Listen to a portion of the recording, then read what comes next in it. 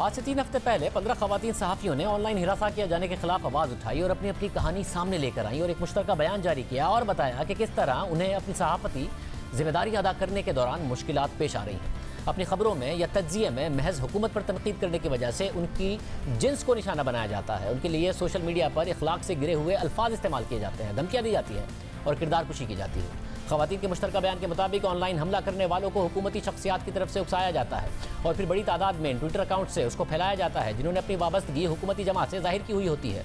बाकायदा मुहिम चलाई जाती है। खवातीन सहाफ़ी और तज्जियाकारों की ज़ाती मालूमात पब्लिक कर दी जाती हैं। खवातीन सहाफ़ियों ने मौक़िफ़ अख्तियार किया कि हमें जाली खबरी देने वाला, अवाम दुश्मन और लिफाफा जर्नलिस्ट कहकर बदनाम किया जाता है, डराया और धमकाया जाता है।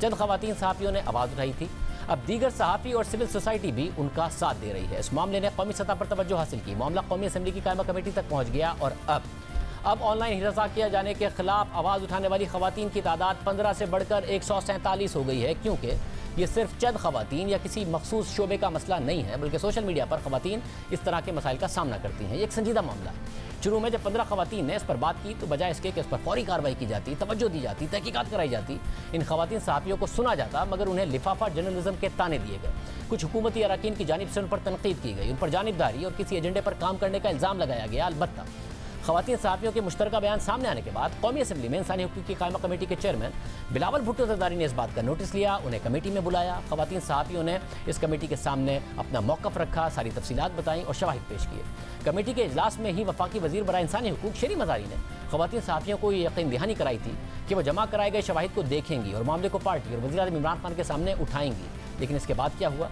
इस हवाले से अब तक खामोशी है। चंद खवातीन ने जो हिम्मत की थी वो अब एक मुश्तरका लड़ाई बन चुकी है। सच कहने से रोकने वालों के खिलाफ, जिन्स की बुनियाद पर निशाना बनाने वालों के खिलाफ, सहाफ़ती जिम्मेदारी अदा करने वाली खवातीन की ज़ाती ज़िंदगियों पर हमला करने वालों के खिलाफ। और अब 147 खवातीन हम आवाज़ हो चुकी हैं गलत इक़दाम को रोकने और बेहतरीन रवायत के आगाज़ के लिए।